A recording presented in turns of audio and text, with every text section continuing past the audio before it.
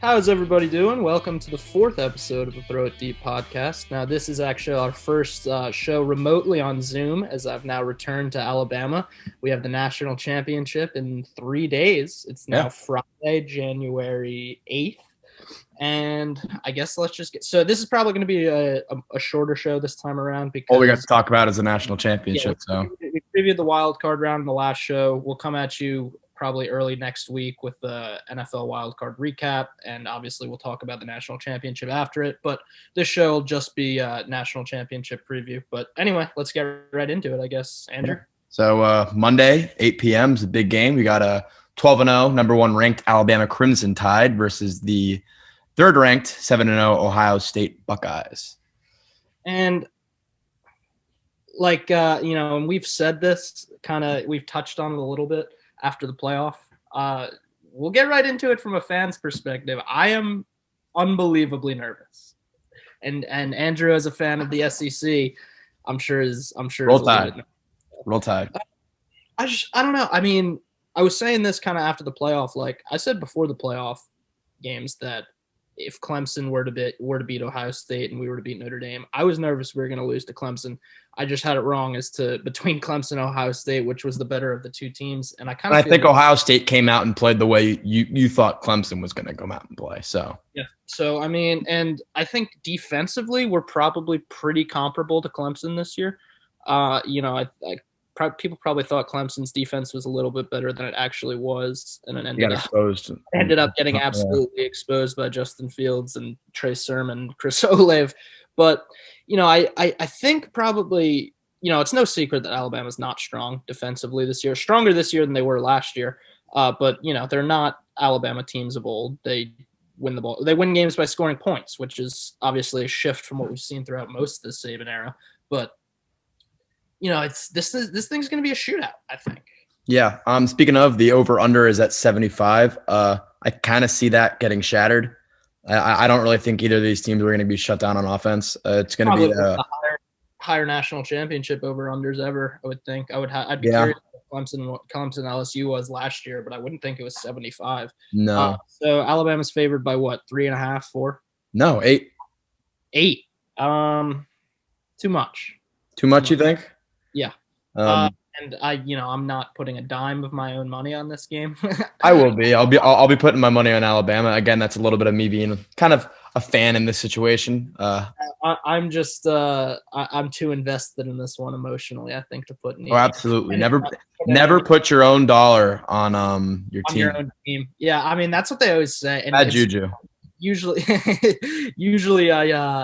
I'm most confident with sports when it comes to my own team, but I don't know this one. I'm not feeling great. Honestly.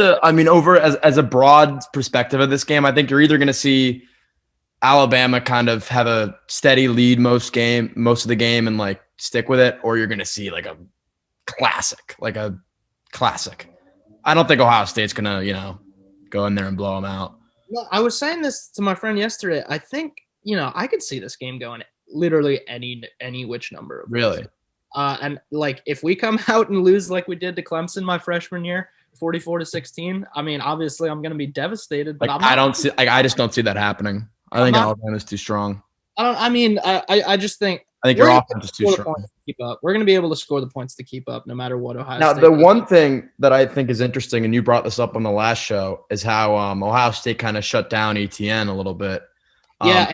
I think it'll be really interesting to see how Najee fared today. And there hasn't really been a team to shut down. Obviously you have some of the best receivers in the country and the best set of receivers in the country, and Devontae Smith, Jalen Waddle. We'll see if Waddle comes. Yeah, I think Waddle's going to play. You have to imagine. And John Mechie as well. So it's not like they're a run the ball team. They're a balanced attack, and they have been all season. And I think that Najee, if he's not able to get going, it's going to be a problem.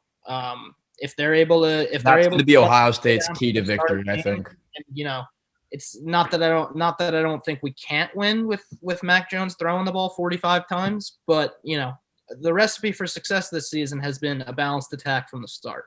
And this is going to be probably the most pressure that Mac is going to see all season.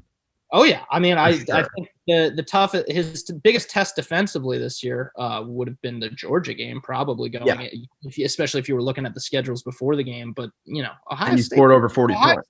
Ohio State is stronger defensively than Georgia, almost certain.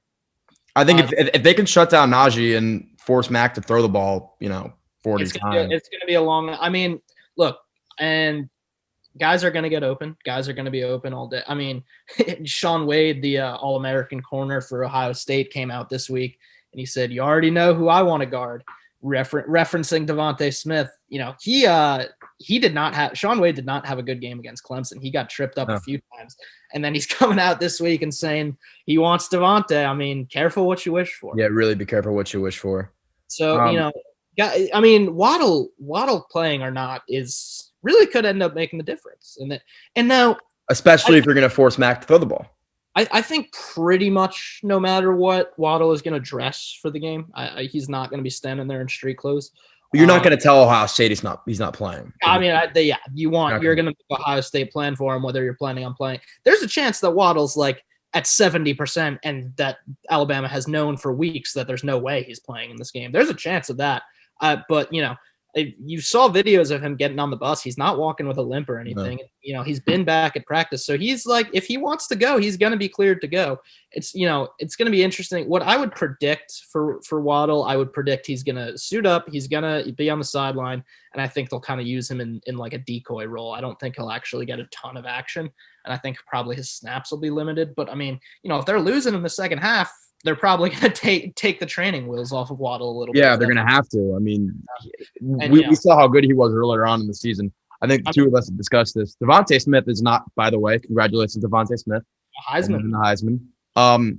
He's not your Heisman if Waddle plays all season. He's just almost third. It's funny. Mac Jones probably wins if Waddle. Yeah, he's got the two of them to third. He's absolutely going to win the Heisman. The final standings ended up being it was Devontae, Trevor Lawrence, Mac Jones, Trask, and actually Najee got some first place votes as well. He had like 16 first Even though he didn't get invited, I didn't even know they could do that. He wasn't even invited to the virtual Zoom Heisman presentation. You would have think they could have fit in a fifth guy for a virtual. I mean, he would just sit right next to the two of them. It wasn't very difficult. You didn't have to get in another whatever. That might have violated protocols or whatever, but we won't get into that. But anyway, I just think I think more likely than anything, this game is probably going to turn into a shootout, and we're going to get into a situation where we need to score. If you don't score points on every drive, we're going to start to get really uneasy because I don't know.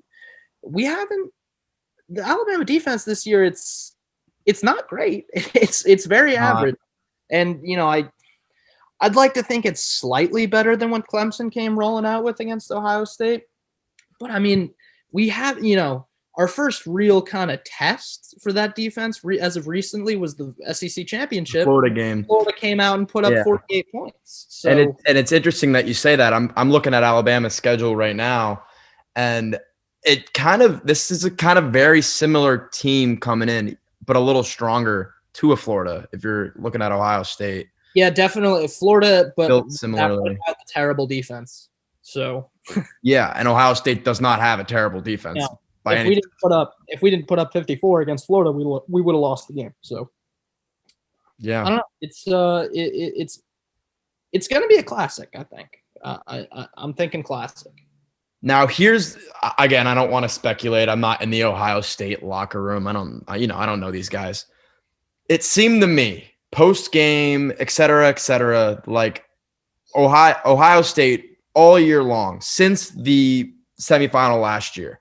Was really like, we want to play Clemson again. We can't wait to play Clemson again. We got to play Clemson again. Yeah. It seemed to me like that was their national championship. And that's the only reason I'm kind of like, Alabama's got this one, because Alabama went into Notre Dame as this is business as usual. We're flying in the day before. You can see your family on Christmas, whatever. We'll figure it out. That was business as usual for them.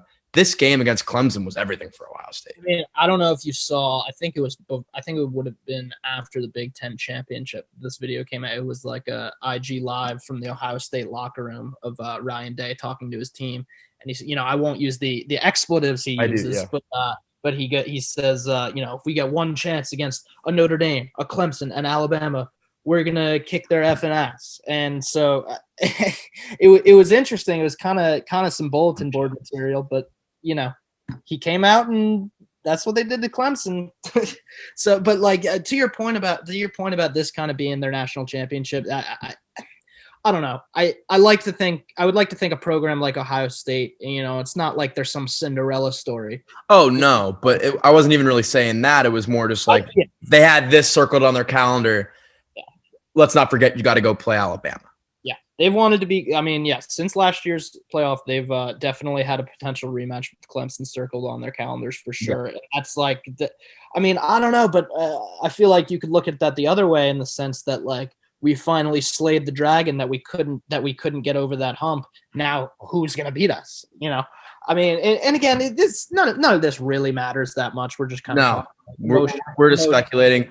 We got to realize that they're going to go out and play no matter what. It's a football game, and it's a football game against two great teams with two great coaches. So I mean, at the end of the day, I don't know. I think we're headed for a classic national championship. And I'm excited, but as a sports fan for now 20 years, I don't think I've been more nervous going into a sporting event. Not even any of the Patriots Super Bowls. I mean, Seattle in 2014 was you could say that, but speaking of a classic, even then, I mean, one thing with the Patriots versus Alabama, and yes, I've been pretty lucky as a football fan, especially over the past 5 years or so. But one thing with that from a fan's perspective is just with the Patriots, yeah, the clock. There's a window for Tom Brady and have a window for when they can win Super Bowls, but I want to be a Patriots fan and watching Patriots games on Sunday for the rest of my life. I'm only a student at Alabama for 4 years, and you better believe I want a national championship. Well, yeah, that's fair. That's fair. I think this is our best chance because I think we'll be strong next year. But you're always going to be strong. Obviously, I mean, yeah, I'm not worried about losing like more than a game or two in any particular year for Alabama. But we should be stronger defensively next year. Absolutely, especially because these guys are going to develop a little bit. It's really going to, and they have like on paper, they have one of the best recruiting classes coming in 2021. It's a little bit different for football and basketball. You gotta make a huge impact. Wait a little bit, yeah. They're losing their entire offensive line next year. Their entire offensive line? Pretty much, yeah. I did not know that. I think 4 out of 5 starters are gone. It's next man up, though. You already know they have all the top recruits from 2019. Speaking of the 21 class, while it's like overall one of the best classes on paper, the offensive line class, it is like by far the best offensive line class that we've ever had coming in. I think they have the number 1 and the number 2 tackle. I love that. I love that. Number 1 center. I think like a top 5 guard or something like that. But yeah, I mean, so they'll be fine next year. And it's not like they don't have guys in waiting, especially on the offensive line. That's probably their deepest position year to year. But it's really going to depend on what happens, how whoever the new offensive coordinator is, eases the transition from Mac Jones to Bryce Young, and how easy it is for Bryce. Because again, yeah, Devontae Smith's going to be gone, Jalen Waddle's going to be gone, John Mechie will be back. And they got some freshman studs this year. I'm sure they do. Who just don't play. And they got some freshman studs coming in next year. JoJo Earle is one that you should remember the name. That's Jalen Waddle 2.0 coming in next year from Louisiana. Is Mac like for sure gone? You think? I mean, he has another year of eligibility. He can for sure come back if he wants to. But if I'm Mac Jones, why? I don't know if his stock's really going to go anywhere. I mean, it's a weaker quarterback class next year, so like maybe he'll go up. Obviously, the quarterback class next year is weaker. Here's what you could say about Mac. If Mac were to come back if Mac were to come back hypothetically, he loses pretty much the entire offense around him. Like I said, the offensive line is gone. Najee Harris is gone. Devontae Smith is gone. Jalen Waddle's almost certainly gone. It's essentially starting from scratch. So if I'm Mac Jones, if I think with the ship kind of, well, if I'm thinking I could stay another year, if I'm feeling confident in the guys I have up next, and I'm feeling confident that even without the best offense around me in the country, that I can come out here and ball, he's going to solidify himself as a top 10 pick if he were to do that. So if he's thinking that, then why not stay? But there's also the other side of, I'm like a first or second round pick next year, and there's a chance if I don't have an amazing season next year, I could come back and be undrafted. So not necessarily. I mean, undrafted, maybe like a third round or a third day guy at worst. If he were to come out next year and come back to Alabama, and it's a new offensive coordinator and a completely new weapons around him, if he struggles, he's probably not going to get drafted in that situation. If he has a bad season and Alabama's not, and everybody's going to point to, oh, you played well because you had all these guys. Not one of the top offenses in the country next year. I don't think Mac Jones gets drafted in that situation. Or at best case scenario, you're looking at like 4th to 6th round pick. Really? I think best case scenario. For me, I think if he wins this game, he's like, why would you come back? Yeah. Like, there's nothing to prove. Your draft stock is, again, like I said, unless you came back and had a great year with a new offense, which is going to be nearly impossible to do. It's going to be literally completely like almost 8 new faces of that 11. And, I'm just thinking if I'm Mac Jones, his stock is not as high now as it's going to be ever. Why would you stay? And it's not like he's not leaving the program in good hands in Bryce Young next year. I want Mac Jones to leave because we have a superstar in waiting in this kid, Bryce Young from California. Yeah. Do you know anything about this kid, Bryce Young? Bryce Young, yeah, I've seen a lot of highlights. I mean, here's the thing. I thought he was going to play this year. I did too. I thought he was going to be the quarterback this year. If it weren't for COVID, he had a chance because he came in. The way it works is usually the big recruits come in early and roll. So he was here last spring, like before COVID shut everything down, and he was in the weight program. I know I told you this, and you said it sounded this. This was the article on Bleacher Report I read. It said he was in the weight program for like 2 months and put on something like 20 to 25 pounds of muscle. Which is just impossible. Which sounds impossible. And then obviously COVID shuts everything down, and he's got to go back home to California. But like, man. This kid is the real deal coming in next year. Yeah, he's kind of the exact opposite of his recruiting counterpart in DJ Uiagalelei for Clemson, because I believe, if I'm not mistaken, they were 1 and 2 in terms of the recruits. So Uiagalelei is the smaller guy. Now Uiagalelei is like 6'5", 230, he's huge, something like that, something crazy. Bryce Young's kind of like what, 6 foot probably. I think somewhere between 5'10" and 6 foot, probably 5'11" or so. And again, all right, I have it up right now. He's 6 foot, about 200 pounds. Yeah. So I mean, he'll he put on 25 pounds of muscle. He was way too little last year to play. He's supposedly got a cannon, so we'll see what happens. I mean, yeah, but small. I mean, we're getting a little sidetracked. Looking forward from the game. We're just kind of looking at Alabama next year at the moment. But which is exciting because I mean, now that you say it, there's so many new pieces and parts, and obviously they're a lot different next year. Yeah, and so to your point about how this is probably your best chance to win a national championship, I know this is kind of not a new team, but the team this year has had pieces that have played in the past. Yeah. Now that I'm looking at Alabama's roster now, and like all these guys that are going to leave.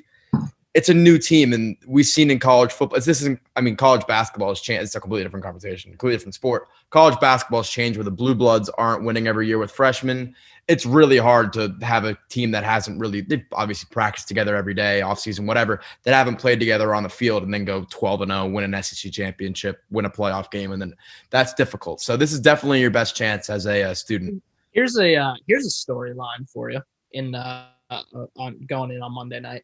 I think Devontae Smith has quite a chance to kind of secure his name, or at least stake his claim as the greatest receiver in college football history. Look how, and I know that sounds a little bit crazy, but look how he started freshman year. He made one of the biggest plays in college football history in overtime in the national championship as a freshman. He caps that off with 2 more elite seasons. Not national championship seasons, but 2 more elite seasons. Then he comes in, decides to come back for his senior year, comes back, wins the Heisman, which hasn't been done by a receiver since I think it was 1991 with Desmond Howard.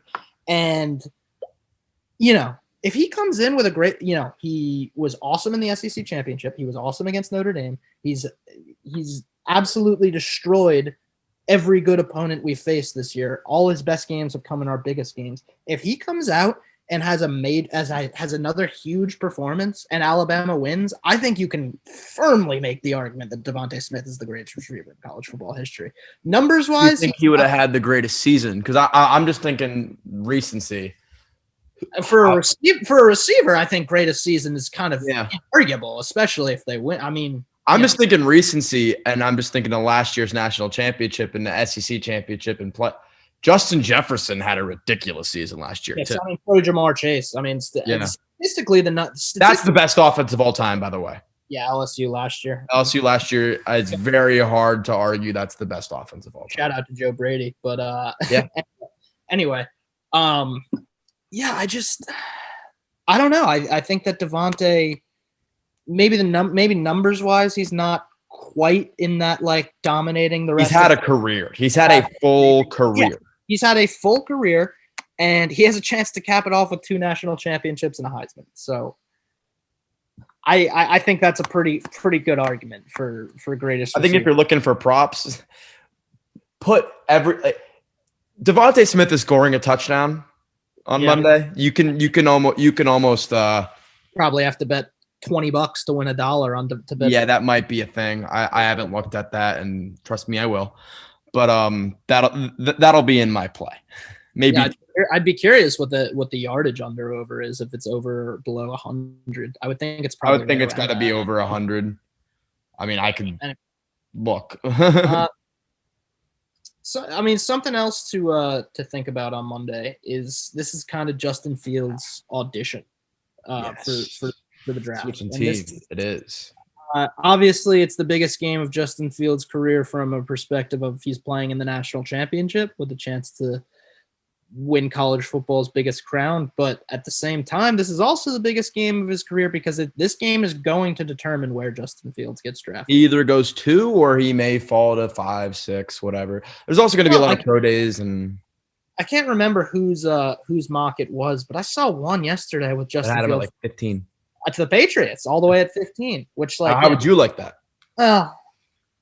Like I said, I'm not a big fan of Justin Fields, but if he falls to 15, I mean, you got to take it. Yeah. I mean, we're not in that locker room, but I've heard some negative things about Justin Fields just as a locker room dude. So again, I don't know how true. I don't know. I don't want to take a ton of stock into that stuff, but it's very interesting how he left Georgia to me. And that's that's a point I've brought up all season with Mac Jones and Bryce Young. It's funny you bring up Georgia. The thing that terrifies me of Mac Jones, if he doesn't go to the draft, we're gonna have a Jake Fromm, Justin Fields situation on our hands with Bryce Young. I don't think Bryce Young is gonna sit. Another reason to want him to go. You don't want Bryce Young to go. No, and I don't think Saban will let it happen because he watched it happen to Kirby Smart in Georgia, and now he's watching Justin Fields get Ohio State to a national championship. But I think Mac Jones is declaring. I think that's. Yeah, I mean, I would say there's like a 99% chance that Mac Jones declares. I think the only way he would. I mean, unless he lays a stinker on Monday and wants to avenge that. Like, yeah, even if he lays a stinker on Monday, it's not like he's done himself a big service by coming. I mean, I don't know. I think there's probably a 95% chance that Mac Jones is gone. At least I think that's probably a conservative estimate, especially if he has a good game on Monday. If he has a good game, I mean, you have a lot of dollar signs staring you in the face. There's a lot of dollar signs staring a lot of players in the face. I mean, obviously they're, the number one thing to worry about on Monday for these guys is winning this game. But there are a lot of players with a lot of stock in this game. Now, something I didn't realize, or rather, I guess I forgot about it, because of COVID this year, this is essentially eligibility-wise like a free year. So, and I'm reading something on Instagram the other day, and it's saying, will Kellen Mond, the Texas A&M quarterback, decide to stay or go? And I'm thinking, Kellen Mond, he's been around for 6 years. There's no way he has another year of eligibility. What is this person talking about? And then I'm reading the article, and it's like, by the way, he's got a free year of eligibility. He decided to enter the draft yesterday. Oh, he did? I didn't even see that.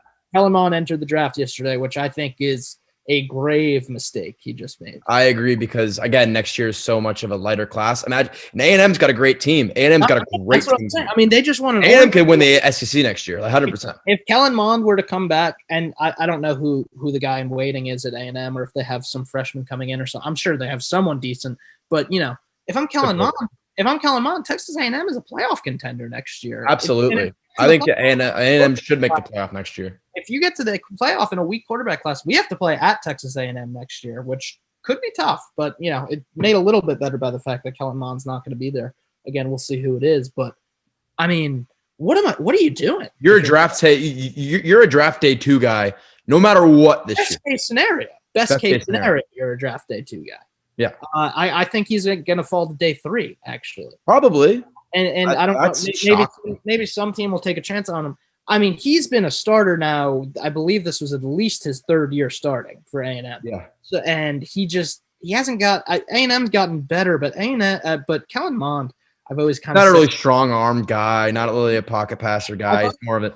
Yeah, he's just like a weird hybrid of the two, and which is not going to fly in the NFL. And he's not great at either. I've always said, and this is a little bit of an insult because he had a pretty good season, but I've always kind of said Kellen Mond is like just the most painfully average quarterback in college football. Just not. I've never thought he was particularly very average in very many ways. Not outstanding at anything. I think but at the same time, like I think we're both in agreement. And unless you have to put Notre Dame in because they beat Clemson, but the better team is A&M. I mean, we're back Notre Dame and A&M. Yeah. Yeah, I mean, it's hard. It would be hard. I'd be hard pressed to argue the committee didn't get it right. Notre Dame. Off what had happened, yeah. I mean, we didn't even cover versus Notre Dame. Notre Dame put up it was a domination from start. That was a bad beat too. But it was a pretty admirable performance from Notre Dame. It's not like they came in and got Oklahomaed. But I said this before. It's kind of what are the words I'm looking for? I mean, Alabama went in business as usual. It wasn't a big game for them. They didn't treat it like it was. You know what I mean? No disrespect to Notre Dame, but disrespect to Notre Dame. What you'd expect. Which is what you'd expect. I think you would have been, especially from a Saban. You would have been really, really hard pressed to find someone who said that Notre Dame was going to win that game and actually believed it. That doesn't, at least someone that doesn't root for Notre Dame. I don't know if you could have even. I guarantee 95% of Notre Dame fans that that are level in the head that aren't like drinking the Kool-Aid. Come on, yeah, we know a couple, but anyway. I mean, what I guess score predictions we can go with. I'm going 44-31 Alabama. I really don't want to make a prediction. That's okay. That's okay if you don't want to. I don't want you to jinx yourself. I'll be honest with you. Roll Tide. Like I said in our group chat the other day, I'll say 10-7 Ohio State. Just the most ridiculously unrealistic prediction that has no chance of coming true. 10-7 Ohio State is my prediction for this week. But I mean, you know how this podcast might blow up? We might have this recorded and that'll go on Freezing Cold Takes. That'd be fine by me. But have a freezing cold take by you saying, you know what I mean? Yeah. By you saying it's not going to happen and then it happens. I'll predict player of the game, Devontae Smith. I'll go out on the limb. It's going to have to be. It's going to have to be. Although we probably have to win the game for that to happen. So it's your player of the game is either going to be Justin Fields, Trey Sermon, or Devontae Smith. All right, guys. I think that'll probably do it for our national championship preview. We will see you guys probably on Monday or Tuesday with the playoff weekend recap. A lot of football over the next 3 days, though. A lot of football. A lot going on. We're going to have a lot of shows, and then it's all going to stop, and then we're all going to be sad. I mean, we'll have some off-season coverage and stuff like that then. But, yeah, we'll certainly have less to talk about for sure. Yeah. Roll Tide. Roll Tide. Good luck to let's go rooting for Alabama on Monday, and we'll see you guys next week.